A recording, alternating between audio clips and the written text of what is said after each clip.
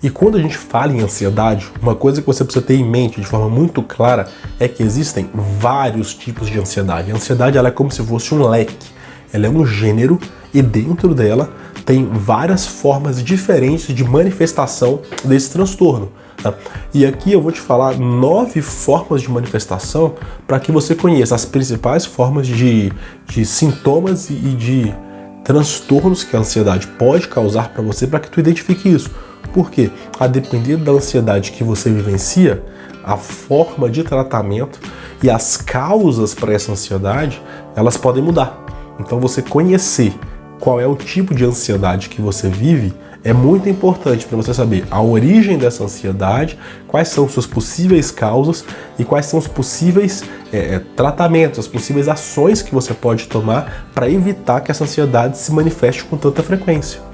O primeiro tipo de ansiedade é o transtorno de ansiedade generalizado, também conhecido como TAG. A TAG é aquela ansiedade que tem os sintomas clássicos, né, que é a pessoa que se preocupa demais, ela se preocupa com as relações interpessoais, ela se preocupa com a ida no mercado, ela se preocupa com os filhos, ela se preocupa com problemas imprevistos normais que surgem no dia a dia, né? A pessoa fura um pneu do carro e aquilo já vira uma catástrofe, já é o fim do mundo da vida dela. A pessoa ela enxerga riscos e perigos e se preocupa com as situações de forma excessiva e reiterada, né? E na grande maioria das vezes, boa parte dessas preocupações, se não quase todas, são preocupações imaginadas e que não têm respaldo na realidade, que nunca vão acontecer, né? A gente fica se preocupando com base em situações imaginadas e irreais e improváveis, né? Só que essa preocupação ela é tão intensa e tão frequente que atrapalha essa pessoa no dia a dia com a vida dela. Então a pessoa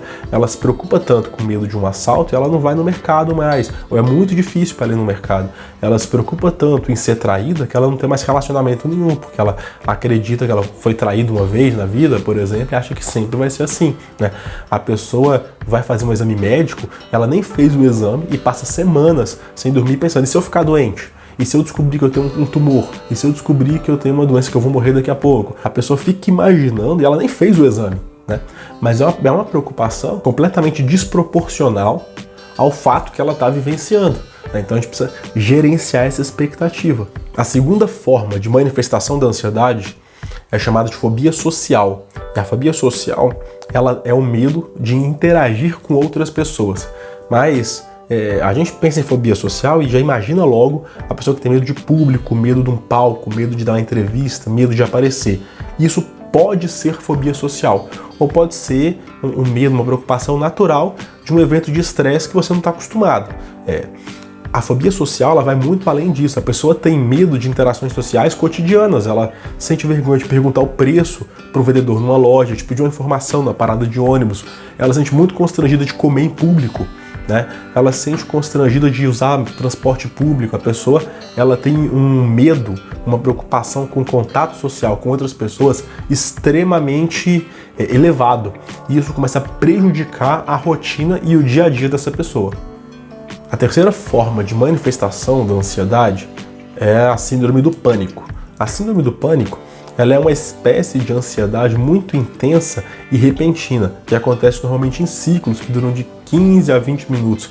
E a grande característica da síndrome do pânico é que essa ansiedade ela é tão intensa que ela gera sintomas físicos. Então a pessoa começa a ficar com taquicardia, acelera o coração, começa a ficar com falta de ar, muitas vezes desmaia porque hiperventila, a pessoa tem tremedeira, movimento muscular involuntário, pode sentir cãibra, né? Então quando ela tem um ataque de pânico, algum gatilho dispara uma crise de ansiedade, que é uma crise muito forte, que gera sintomas físicos muito intensos, que duram normalmente 15, 20 minutos.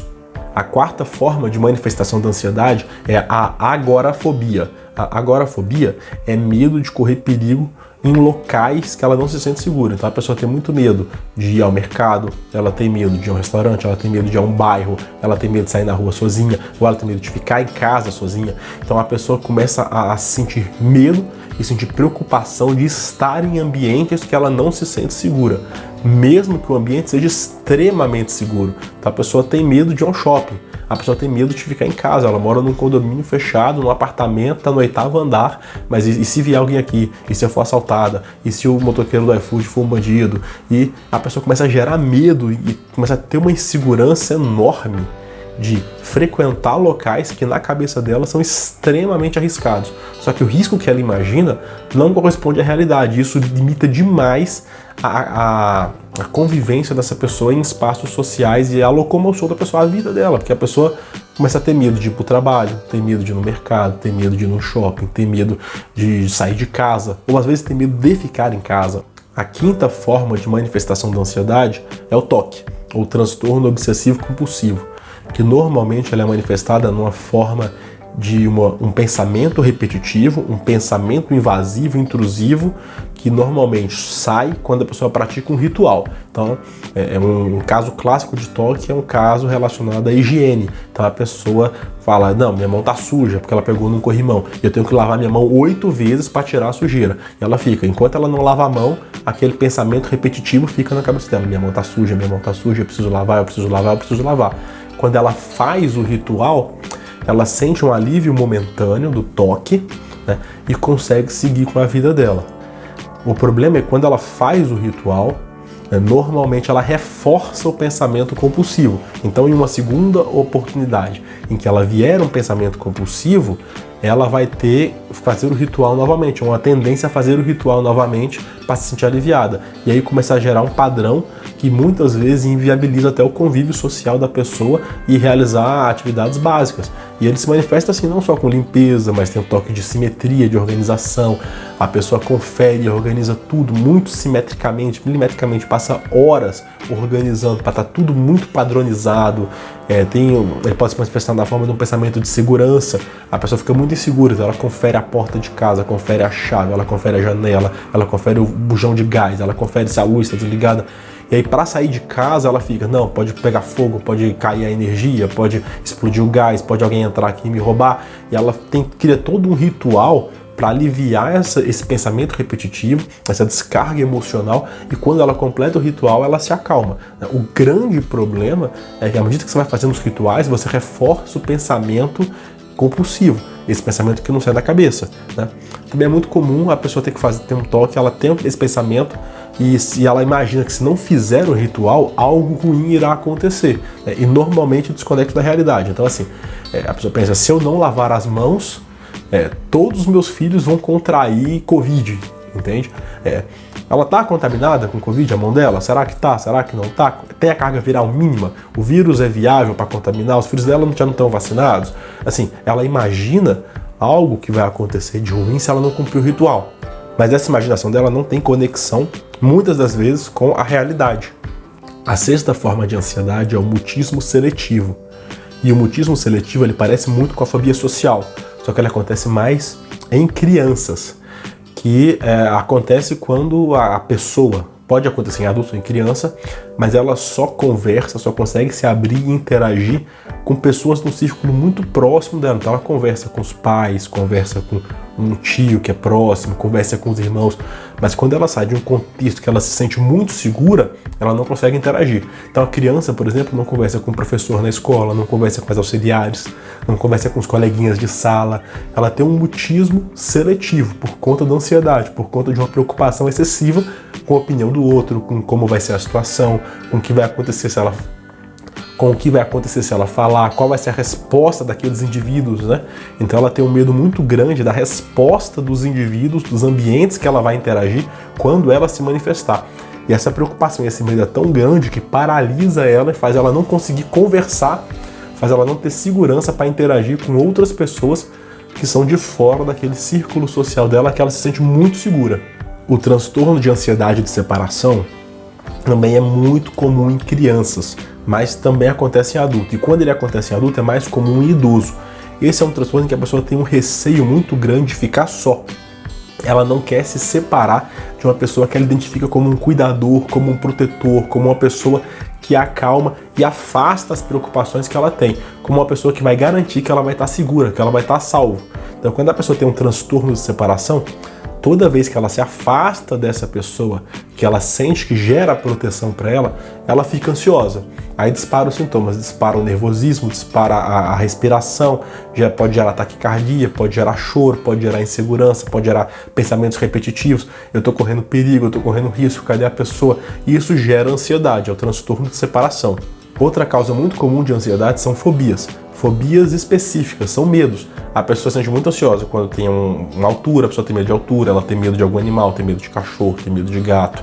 A pessoa às vezes tem medo de palhaço, ela tem que ir num circo, interagir.